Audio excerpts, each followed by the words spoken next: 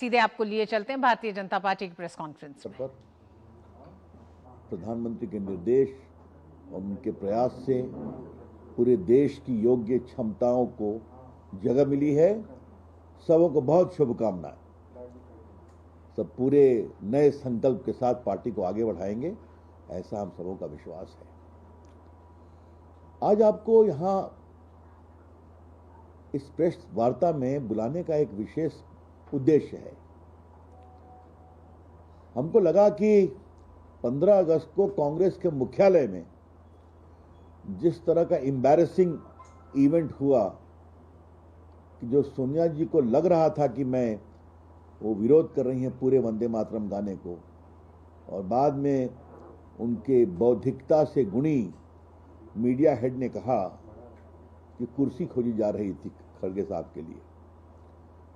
यह बिल्कुल बकवास था। कल खड़गे साहब जब गोवा गए तो वहां भी पार्टी के कार्यक्रम में 2 स्टैंजा ही गाया गया।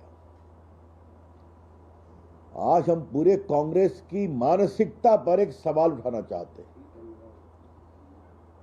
कांग्रेस अगर इस तरह की हरकत करती है तो कृपा कर करके वो भारत की आजादी आंदोलन का एकमात्र ठेका लेने का अपना दम बंद कर दे। If this is what the Congress party is doing with the great national song Vande Mataram, then you better stop claiming monopoly as the custodian of freedom movement. ये बात मैं कहना चाहता हूं। इसीलिए आज थोड़ा मैं आप सभी पत्रकार मित्रों के माध्यम से देश को कुछ बताना चाहता हूं। वंदे मातरम भारत की आजादी का एक प्रमुख गीत था, प्रेरणा देता था। भारत मां को पहली बार मां के स्वरूप में महान कवि बंकिम चंद्र जी ने रखा था। और आपको मालूम है, पहले रविन्द्रनाथ ठाकुर, उसके पहले शायद हेमंत ठाकुर उन्होंने गाया था 1896 में। फिर बाद में बाल गंगाधर तिलक ने इसको और आगे बढ़ाया और ये देश की आजादी का मूल मंत्र बन गया, वंदे मातरम। और बाद में इस बात को ध्यान रखिए कि 36-37 में कांग्रेस का मुस्लिम लीग से पैक्ट हुआ था, याद करिए। और संभवतः इसी कारण से मुस्लिम लीग के द्वारा दबाव बनाया गया कि आप सिर्फ 2 स्टैंजा गाइए, बाकी में हमारी धार्मिक भावनाएं आहत होती हैं।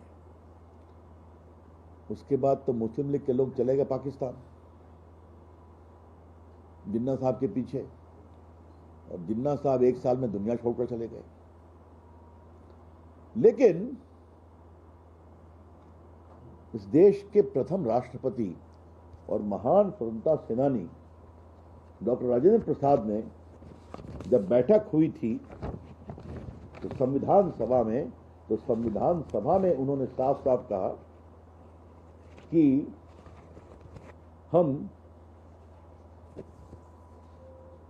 24 जनवरी 1950 को डॉक्टर राजेंद्र प्रसाद ने घोषणा की, जन गण मन राष्ट्रीय गान, वंदे मातरम राष्ट्रीय गीत।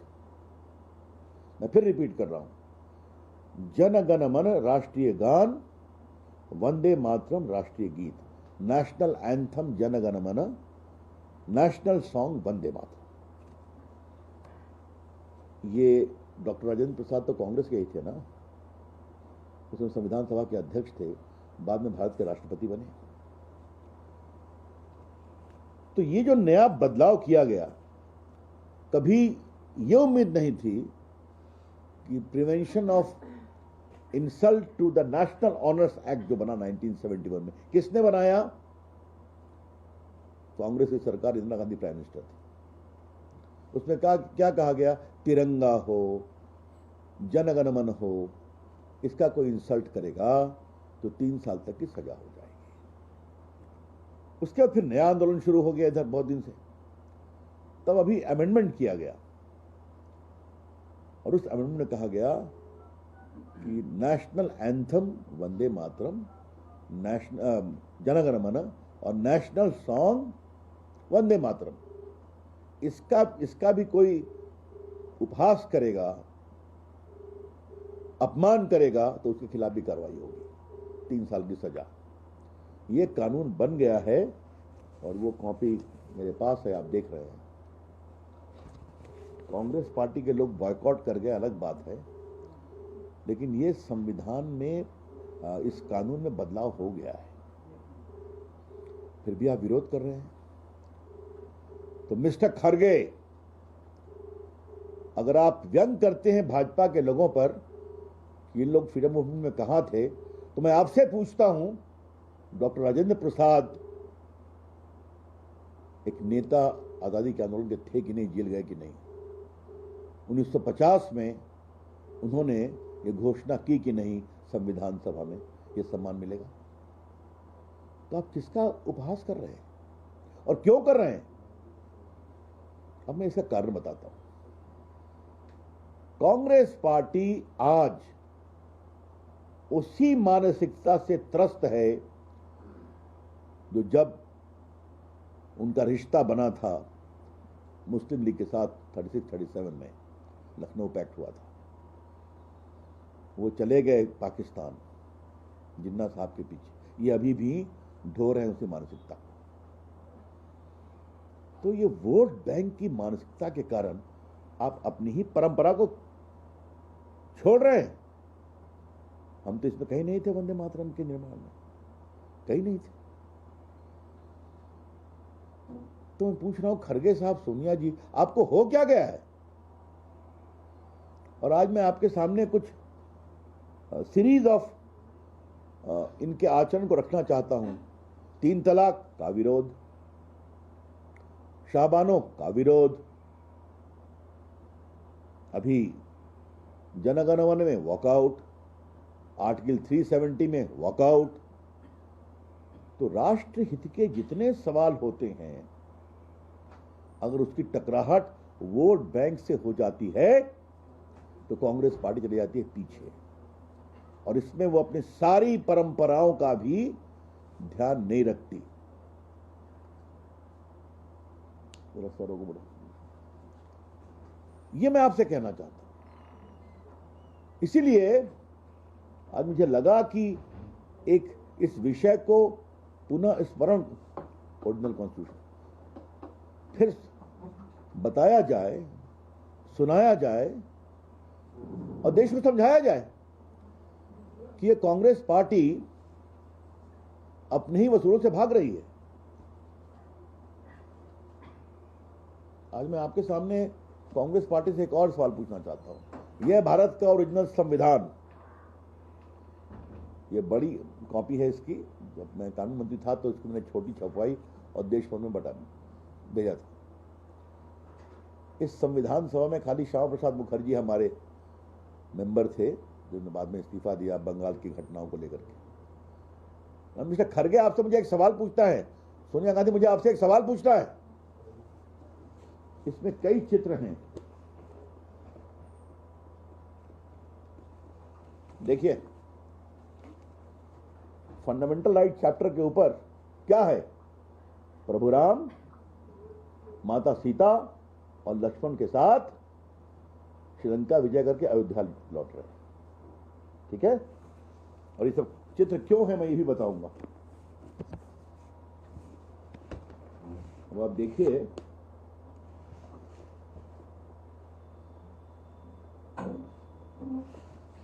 बस 1 मिनट लग दीजिए।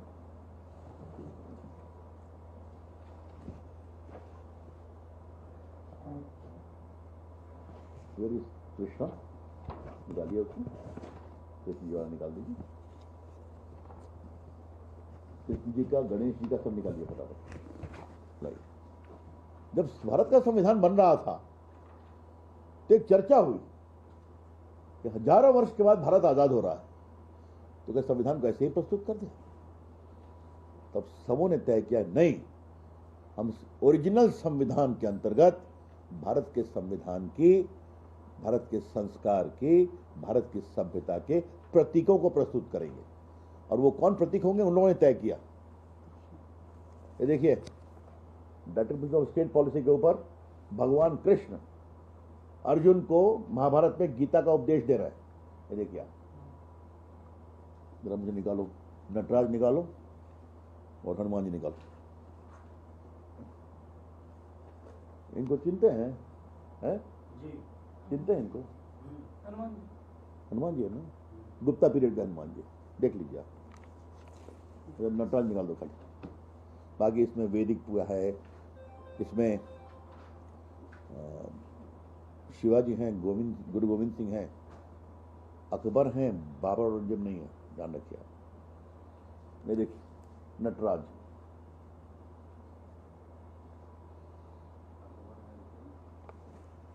खड़गे साहब आप संविधान की दुहाई देते हैं, तो मूल संविधान में भगवान राम, प्रभु कृष्ण, महादेव नहीं, ये आपके नटराज और भगवान हनुमान की तस्वीर मैंने दिखा दी आपके सामने। तो इनके बारे में क्या कहना है आपको? ये धार्मिक आस्था का अपमान है क्या? क्या मतलब है इसका? इस देश को कहां ले जाएंगे मिस्टर खड़गे आप? बाकी पार्टियां छोटी करती है तो मुझे समझ में आती है, लेकिन आप बड़े गर्व से कहते हैं कि we have been freedom fighters, but you are compromising all the values of freedom movement and of your own party. अपनी सारी पार्टी के सारे उन आदर्शों को भूल रहे हैं जो आजादी के आंदोलन में था। आप न बंकिम चंद्र चट्टोपाध्याय को याद रखते हैं, न लोकमान्य तिलक को याद रखते हैं, न नेताजी सुभाष चंद्र बोस को याद रखते हैं, न आपके जिस डॉक्टर राजेंद्र प्रसाद, मैंने सीधा दिखा दिया कि उनका प्रस्ताव था, तो ये सब भूल जाएंगे आप। तो मैं इसकी बहुत ही भर्त्सना करता हूं। अच्छा है अगर कांग्रेस पार्टी अपनी नादानी और वोट बैंक की उत्कंठ इच्छा के कारण देश के सामने अपने को और एक्सपोज करने में लगी हुई है, तो हम और एक्सपोज करेंगे और देश को बताएंगे कि कांग्रेस पार्टी क्या है, इसके हित क्या हैं, और आजादी के आंदोलन की दावेदारी करने का नाटक करना बंद करें। मित्रों, एक और विषय मुझे हल्के से कहना था, यही मेन विषय था, आपके सवाल होंगे। प्रधानमंत्री ने दिमागी नक्सल में किसी का नाम लिया था क्या? किसी का नाम लिया क्या? उन्होंने एक छोटी सी बात कही ना कि दिमागी नक्सलियों से भी आपको सावधान होने की जरूरत है। आप याद करिए कि जब अमित शाह जी ने संकल्प किया कि हम माओवाद को समाप्त करेंगे, तो आज समाप्त हो गया कि नहीं, मुझे बताइए आप। बस्तर में, सुकना में, महाराष्ट्र में आज माओवाद समाप्त हो गया कि नहीं? और आपने टीवी पर दिखाया, आप सबको धन्यवाद, कि किस तरह से वही बेटियां जो पहले बंदूक उठाती थी आज वो खादी के कपड़े पहन के फैशन परेड में भाग ले रही हैं। ये देखा ना आपने? लेकिन उनका इशारा क्या था? जो लोग माओवाद को बौद्धिक खाद देते हैं, उनके पक्ष में लेख लिखते हैं, उनके लिए फाइनेंशियल असिस्टेंस करते हैं, का देश को उनसे भी सावधान रहना है। मैं स्पष्ट करना चाहता हूं पार्टी की ओर से, हम रचनात्मक सार्थक आलोचना का पूरा सम्मान करते हैं। लोकतंत्र है, आपको आलोचना करने का अधिकार है, लेकिन नक्सलवाद का मूल मंत्र क्या है? सत्ता बंदूक की नली की गोली से आती है। Power flows from the barrel of gun. मारते भी हैं। यही चिदम्बरम साहब थे ना गृह मंत्री, तो पता नहीं, याद नहीं, मैं भी गया था छत्तीसगढ़ में, कितने लोग मारे, बीसी शुक्ला भी मारे गए थे और काफी लोग मारे गए थे, बहुत बड़ी घटना हुई थी। इनका स्टेटमेंट क्या था? There are intellectual spaces supporting Maoism. वो हिंदू में छपा है, कहीं बात मैं आपको दे दूंगा, और बाद में तो जो है सो ही है, आता रहता है। तो अगर प्रधानमंत्री ने कोई बात राष्ट्रहित में कही तो उसको भी लोक लेना और ओढ़ लेना, ये तो कमाल है। प्रधानमंत्री ने 15 अगस्त को देश के भविष्य की दिशा बताते हैं तो उन्होंने बताया, आपके बारे में तो कुछ नहीं कहा, लेकिन क्या प्रतिस्पर्धा चल रही है इसको रोकने की और इसको ओढ़ने की। मैं क्या कहूंगा, ये पब्लिक है, सब जानती और समझती है, और ये और भी एक्सपोज होंगे, चिंता मत करें। मुझे लगता था कि कांग्रेस पार्टी कभी कभी सबक लेगी, प्रमुख पार्टी है, लेकिन उनके तो नेता ही अराजकता के प्रतीक बन चुके हैं, तो क्या कहा जाए। और वो चीज जा रही है, और ये आस्ते आस्ते सब में जा रही है। अभी तक मैंने एक ही बात देखा है, सब तो अपने को दिमागी नक्सल कह रहे हैं, अभी तक अखिलेश यादव ने अपने को दिमागी नक्सल नहीं कहा अभी तक।